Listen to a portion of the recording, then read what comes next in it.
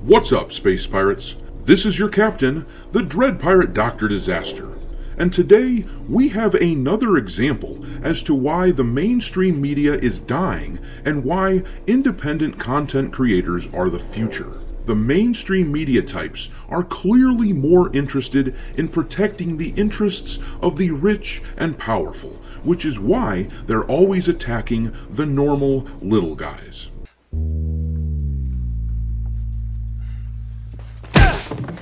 Take that, you freaky piece of shit! Well, this strategy was only ever going to work for so long until enough people got figuratively punched by these a-holes. In the gaming world, the journalists have pretended to enjoy absolutely terrible games for a long time in order to trick people into buying this AAA crap, which is what we have going on here. When it was released, IGN was all about Dragon Age the Veilguard, giving the game a 9 out of 10. What the hell is wrong with you people? My first thought would be a lot. Now that it's clear that Dragon Age is dead in the water and that gamers absolutely loathe this thing, they have finally put out a piece which properly criticizes it, essentially walking back all of the nice things they had to say about it before. But what gives? Why did it take a week and a half for these jackasses to acknowledge the negative pieces of this game, which were just as obviously true then as it is for the game now? Well, we all know the answer to that question, don't we? These people are complete and total cowards, with all the principle and conviction of a weather vane, and now they can see which way the wind is blowing. Get the hell out of here!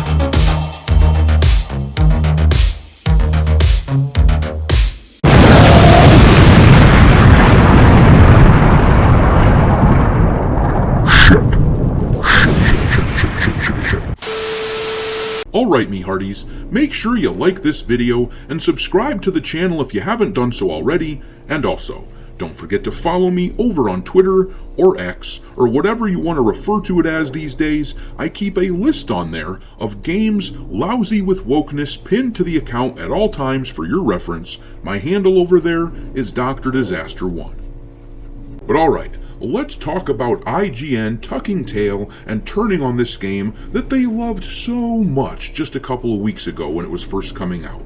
I will have to give them at least a little bit of credit here though. Yes, these people are unscrupulous cowards who will almost certainly never earn back the trust of gamers, who they've called bigots and worse for far too long. But credit where credit is due. They might be sniveling weasels, but they've gotten good at being sniveling weasels through all their years of practice. Case in point, back when Dragon Age first launched, this was what IGN tweeted out to show everyone their review score for the game.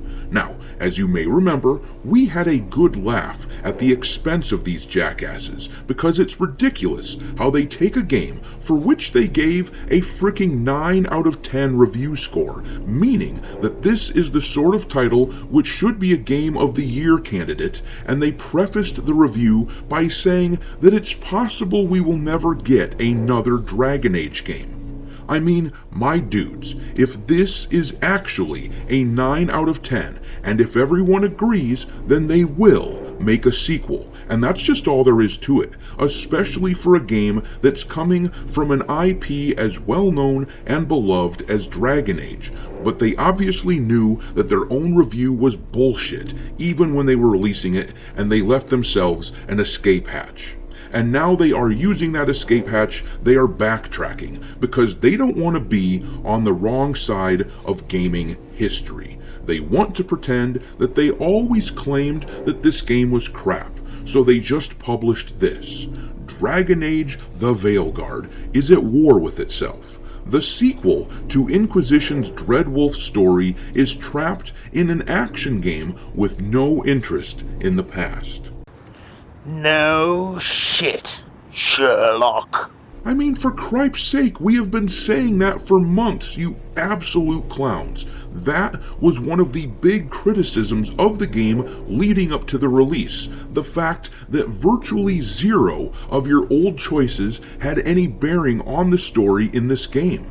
They took one of the best features of BioWare games from a decade or so ago, and they eliminated it because the writers for this shit stain of a game very obviously have no interest in the old material. They couldn't be bothered learning about the old games. They just wanted to push forward with whatever the hell the Veilguard is.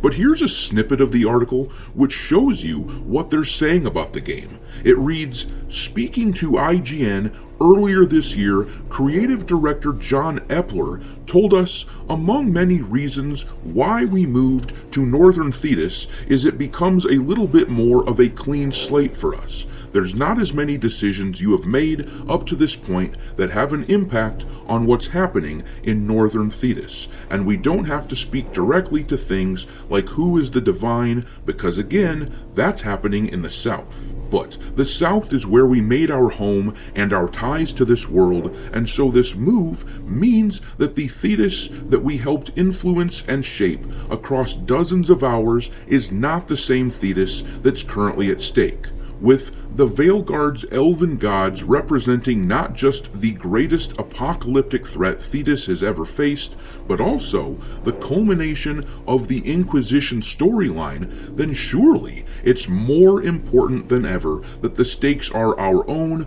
personal version of this world. And yeah, that is the sort of thing we have been saying in these spaces where we've been critical of Dragon Age for a while now. But as usual, whenever we spoke up about this game, these journalist types wrote our opinions off as the opinions of uncharitable bigots.